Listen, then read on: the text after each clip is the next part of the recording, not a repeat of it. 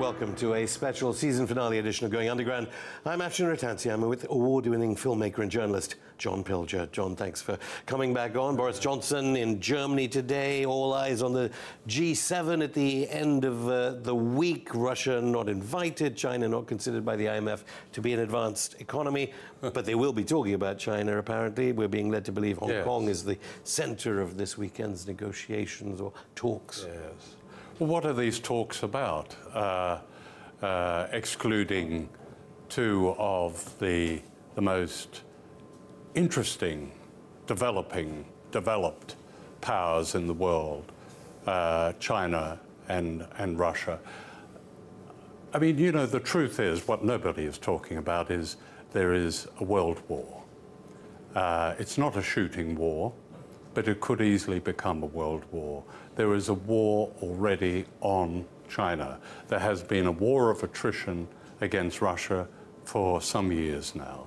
Breaking up the Russian Federation is an American objective. Maintaining the supremacy of the US in all areas of human affairs, economic affairs, cultural affairs, is what this, particularly this regime in Washington, is committed to. All regimes have been committed to.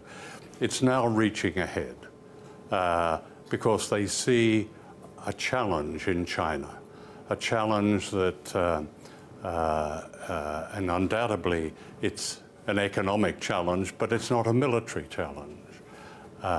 This 19th century view of the world that permeates Washington and has returned to this country in the United Kingdom has now created a war situation with China.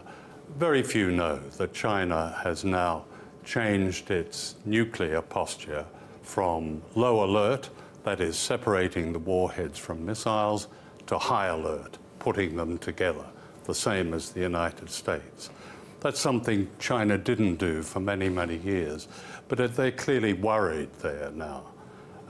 Because your documentary is the coming war in China. You're now saying it is a war. We've seen colour revolutions thwarted, some successful against Putin in Russia.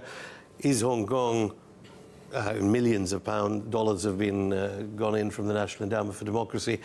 Can Hong Kong be, does Beijing understand what Hong Kong is? Oh, yes.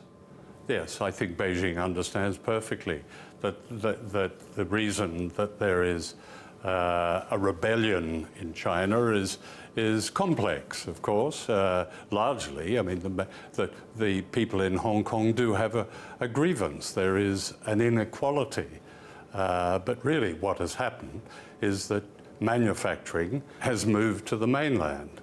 The interference in Hong Kong, the subversion in Hong Kong by the US through the National Endowment for Democracy, through its local agents like the local Murdoch and all the others who make regular pilgrimages to John Bolton. Of course, they are part of the war on China. That's not to take away from the fact that there are grievances within China, but within Hong Kong. But the Hong Kong didn't sign up for two countries, two systems. It signed up for one country and two systems. And I find it almost grotesque that the whole idea of the Union Jack should be draped over the Speaker's chair in the Assembly in Hong Kong, when it was the Union Jack over 150 years that represented an oppressive system. I went to Hong Kong several times to write about the oppression of the police. Under the British. Under the British. A corrupt police force led by British officers, a brutal police force. There was never any democracy. Even up to the 1990s? Right up to the 1990s. What there was that Hong Kong has been a business island Well, one could say that perhaps China is a business nation now, and the mainland has usurped this special role of Hong Kong. So why here are we treated to endless images, as you say, which no doubt some of these protesters have justification for opposing what is going on in Hong Kong, but yet the Gilets jaunes protests are probably not going to be discussed in Biarritz this weekend at the G7? Because never before have people been called upon to think within such a narrow spectrum. And we could sit here all day talking about the iniquities of the media and so on, but it's even wider than the media. There is a spectrum in which we are, if you like, allowed to think. The news is dominated by Hong Kong, and yet 29 miles from England is France. And this extraordinary rebellion of the Yellow Jackets, which has produced the most equally extraordinary violence from the state, has been virtually ignored. The same is true of Kashmir. I mean, Kashmir was a fleeting moment, if you like, in our perception, allowed into our perception. And here is a country bigger than Belgium, bigger than Portugal, 13 million people, where people are denied everything. Food by the Indian state, denied food, freedom of movement, freedom of expression. I mean, India has been doing this for a very, very long time, but Kashmir, of course, India is our friend, the world's greatest democracy, and so... Trump says he's being even handed on it. China, of course, which has an interest there, another nuclear power, apart from the other two, has taken it up at the Security Council. It's our perception, I suppose, that we're thinking about here, our perception of the way people were concerned that we're going to run out of medicines after October the 31st. We have no perception of the way the people of Iran are suffering under the sanctions, denied cancer drugs almost entirely because of these sanctions. That we have no perception of the way the people of Venezuela are suffering under sanctions. We have absolutely zilch understanding of how the people of Gaza continue to suffer in their open prison, as that has been obliterated almost from the news agenda and by extension from our perception. So within this spectrum of this narrow spectrum, the manipulation of people is probably the most extraordinary I've known in my career as a journalist. But obviously, it's not a physiological problem amongst journalists in newsrooms around the world that they can't understand, say, Brexit, no deal, there are going to be problems here of medicine and food, and not understanding Yemen. I think it's almost, I think, worrying about what journalists think. I think journalists have given up. Many journalists have simply given up. There is a so-called mainstream, which is a misnomer, that is not a mainstream at all. It is an agency of extreme economic policies, policies that produce as 4.1 million children in poverty in Britain, with children hungry here during the summer. 4 million children, 2 million under the age of 5 in Britain. Yes, yes. And the kind of suffering that has come out of these extreme policies, called neoliberalism or whatever you want to call it, is echoed through our media in the same way that the whole absence of a warning that these virulent campaigns against China and Russia, particularly against the nuclear-armed countries, could actually lead to something. The abandonment by the United States of the INF Treaty, the most important anti-nuclear war treaty ever signed. And here we had yesterday, I think it was, the US now testing again these intermediate range nuclear weapons, cruise weapons, and Russia, Putin saying, well, yes, of course, we're in an arms race again. The dangers of this, the dangers of accidentally, mistakenly beginning a nuclear war are not known to most people. That's left out of this spectrum. Some say the INF Treaty had to be revised because China was always opposing and was violating the terms of the environment in which the INF Treaty was originally negotiated between Gorbachev. That would come out of Washington. And even if that treaty did need revision, then revise it. Sit down. I remember those discussions, and I interviewed a number of the American negotiators, extraordinary men like Paul Warnke, who sat down and negotiated with the Russians these complex treaties. They were serious people. We are not dealing with serious people. John, I'll stop you there. More from John Pilger after this break. Welcome back. I'm still with legendary filmmaker and journalist John Pilger. Some school textbooks in this country still say that Hiroshima and Nagasaki were the prices to pay for ending the Second World War. You went there. You only have to read the US Air Force bombing survey now, and that's very clear that that wasn't the case. When I first went to Hiroshima, it was just over 20 years after the bomb was dropped, and it had an extraordinary effect on me. I saw on the steps of a bank in the middle of Hiroshima the shadow of a woman.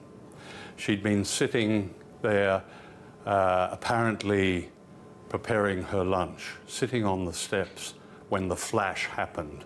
The bomb dropped on August the 6th, 1945, and her image was burnt into the steps of the bank. I remember looking at this image of the woman. You could see her shape, her arms, almost her relaxed position. And the impact that had on me was quite profound, actually. And it obviously had an impact on many people because they got rid of it. They got rid of the shadow. Japan, under US pressure, got rid of this extraordinary shadow, and it's not there anymore. Now, I would suggest that that shadow represents something ahead of us unless we start understanding the true dangers of the recklessness of our own governments. Well, John Bolton, the National Security Advisor, advises Trump, we're led to believe, says that all options should be on the table against dictators like Maduro, against people in Iran who lead their government, who attacking all these different places. I've interviewed John Bolton. John Bolton comes as close to being a political lunatic as you can get. He had friendly conversations with Boris Johnson here just the other week in London. Well, often political lunatics can have very friendly conversations with others that they recognise similarities with. But Bolton particularly is a man absolutely salivating, it appears, and I don't think I've ever said this about any politician of this kind, for a war, or for an attack, or for an overthrow, or for a coup. That he is in the position he is in is the most terrifying thing. And in foreign policy terms, you see the European Union, which completely backs John Bolton's view on Venezuela, Britain and Brussels, completely aligned with Washington, saying Juan Guaido is the real leader of Venezuela. The EU is an arm of NATO. Well, you see, the problem with the whole Brexit nonsense, this utterly almost internecine struggle of wills following the referendum in 2016, is how much it excludes there is no public debate, certainly no parliamentary debate, and probably there never would have been, but no public debate on the fact that the European Union is an agency of NATO, and NATO is, almost by definition, certainly by example, a nuclear war-fighting, provocative organization. All these are supported by the EU. It should be part of our debate about the EU. And no doubt there are great virtues in some things about the EU. Of course, it's the kind of thing Jeremy Corbyn, the leader of the Labour Party here in Britain, used to talk about. Is there a reason why he perhaps has been on the fence, or his regard is on the fence about Lexit versus Brexit, because he understands that? Jeremy Corbyn seems to have become so overwhelmed by Brexit, whereas this country, in which so many people are suffering as a result of this hideous ideology, austerity, one only has to drive outside London. You know, as I've done in making the film I'm making about the National Health Service, and drive into rather nice places like Wiltshire and see the boarded up towns. This needs a Labour leader. Now, Jeremy Corbyn has presented himself as that Labour leader, but Brexit seems to have overwhelmed every party, anyone who steps anywhere near Parliament or to this subject. It's a very important subject, of course. No deal or not no deal. But what is most important is whether the National Health Service will survive, not Brexit, but survive the ideological attacks on it, whether people will survive this hideous mutation of welfare called universal credit. And Durham, a father of three, killed himself because he couldn't, because he had no money anymore. It hadn't come through under universal credit. The suffering of people in this country, in this developed country, which now, what is it, 6th or 7th richest country in the world, is obscene. Maybe the 5th or 6th. As you say, I mean, this is a week when the Childhood Trust has said that Britain children are eating toilet paper to stave off hunger. But yes. Is this, in a sense, when you talk about the United States and Germany, is this the Achilles heel? Because, of course, Bernie Sanders, Tulsi Gabbard, there are people heading for 2022 overthrow, democratically, Donald Trump, who seem to have a different vision. And is the 2008 crisis the context of foreign policy, home policy, the starvation? Yeah, I mean, I think Sanders and the rest of them are social democrats rushing to catch up with a kind of social democracy that has been in Europe and is now being rapidly extinguished in Europe for quite a long time. But their foreign policy doesn't change. We had two of the leading socialists, at least they call them, they're members of, what is it, the Democratic Socialists of America, vote for Donald Trump's $738 billion arms budget recently. Now, in Congress. In Congress. That should concern us in the outside world, that Sanders and the others, which they interestingly call the left in the United States, they're, you know, okay, but they're social democrats, whether they bring some kind of form of civilized life to a country where now up to half the population are suffering some form of impoverishment in the United States. You certainly won't hear them defending Julian Assange of Wikileaks. If anything, they might arguably be seen to be as part of those people who considered Wikileaks a Russian cutout of an organization. You met Julian Assange in Belmarsh prison, not far from this studio. Chelsea Manning, of course, refusing to testify against Julian Assange. She's in solitary in the United States. Tell me, first of all, about Julian's health. Can I just say very quickly first, you know, we've been talking about censorship by omission on a huge scale. A federal court ruled that there was no Russian connection with Julian Assange, that he had constitutional rights to do as he did as a journalist and as a publisher, and that has been completely ignored. Julian's own condition is how do I put it? It's very dangerous. When I last saw him about 10 days ago, I was shocked because he'd lost more weight. He was isolated. They seemed to be imposing a regime that must be punitive on him of isolation. He's in the health wing, what they call the healthcare wing, hospital wing of Belmarsh prison, but he's in a single cell, and he told me that I see people walking by and I'd like to talk to them, but I can't. Category A prisoners, murderers, and others who've committed serious crimes are allowed to fraternize. Julian is not allowed to fraternize. He's not even allowed to telephone his American lawyers, and he's facing extradition to the United States. He had to wait 2.5 months to see an optician.